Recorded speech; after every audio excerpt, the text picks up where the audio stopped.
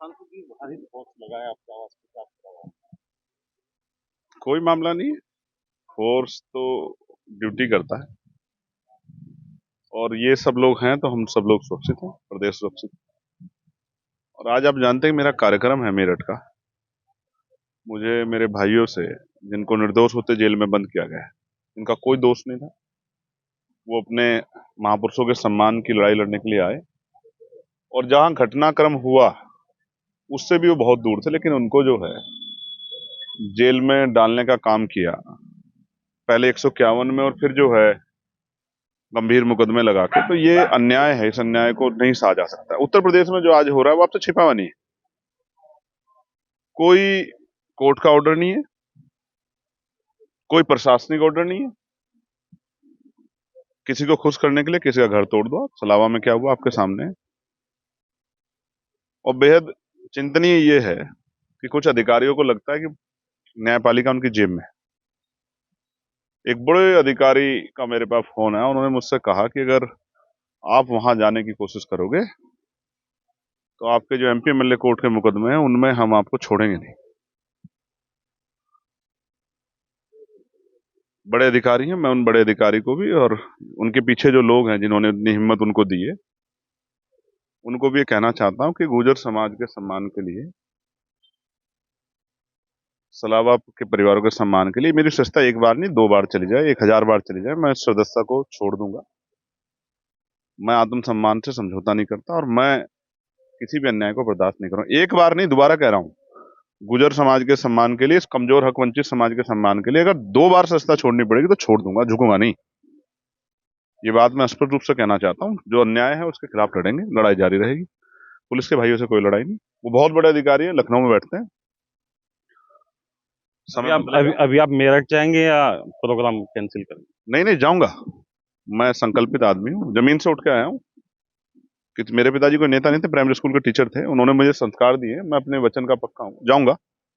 Jail में अपने भाइयों से मिलूंगा, जिन निर्दोष भाइयों को जेल में बंद किया गया है, जो पीड़ित हैं सलावा के जेल में बंद, उनसे मिलूंगा और उनकी हक की आवाज को उठाऊंगा। और कोई बड़ा आंदोलन भी करना पड़ा प्रदेश स्तरीय, करूंगा। अगर आज मैं मेरे भाई रविंद्र कुमार भाटी जी, जो हमारी पार्टी के राष्ट्रीय महासचिव बंद हैं, अगर आज मैं उनके साथ नहीं खड़ा हुआ तो ये ये तो अन्याय जो है, जो गुर्जर समाज पे हो रहा है, तो बढ़ जाएगा, कम नहीं होगा। उनके साथ खड़ा हूं, इस लड़ाई को लड़ूंगा और जब तक हिम्मत है जारी रहेगी। क्या प्रशासन चाहता है कि आप मेरठ ना पहुंचे, अपने लोगों से ना मिलें? चाहता था, क्योंकि प्रशासन हमारे और आम जनता के बीच का रास्ता है।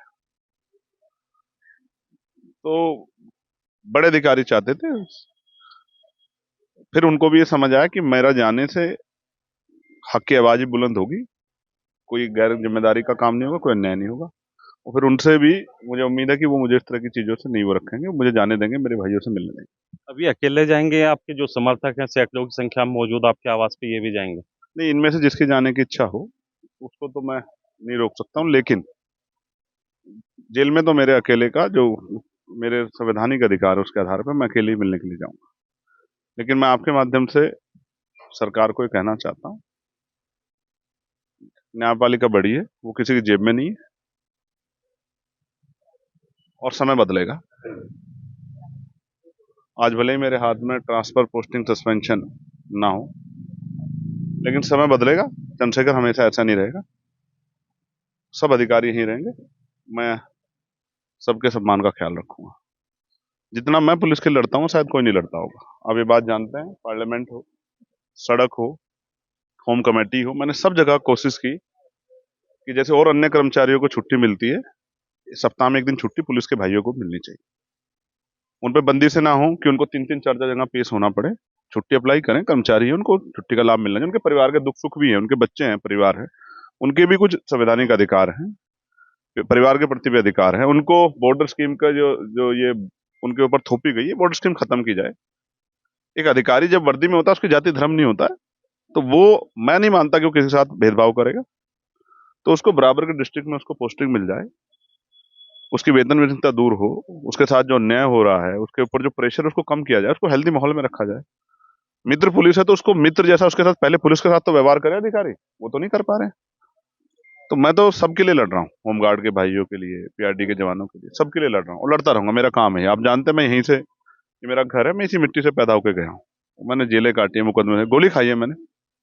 ये तो सदस्यता, अगर जान भी देनी पड़ी गुर्जर समाज के लिए, अपने भाईचारे के समाज के लिए, मुस्लिम दलित पिछड़ों के लिए, किसी भी गरीब के लिए तो दे दूंगा, जान भी दे दूंगा, सस्ता भी दे दूंगा, लेकिन झुकने वाला नहीं। प्रशासन ने आपको रोक दिया तो उसके बाद क्या कदम रहेगा? आज रोक लेंगे, संवैधानिक व्यक्ति हूँ, इतने कमजोर थोड़ा ही। आज रोक लेंगे, कल चले जाएंगे, लेकिन जाना तो है अपने भाइयों का। अगर आज मैं उनके साथ नहीं खड़ा तो कौन साथ खड़ा होगा? ये सांसद चंद्रशेखर आजाद थे, जिनका साफ तौर से कहना है कि अगर प्रशासन मुझे रोकने की कोशिश करेगा तो मैं नहीं रुकूंगा, और मुझे अगर गुर्जर समाज के लिए जान भी देनी पड़ी तो अपनी जान भी न्यौछावर कर दूंगा। अपने सहयोगी आजम पुंडीर के साथ लियाकत पुंडीर, छुटमलपुर।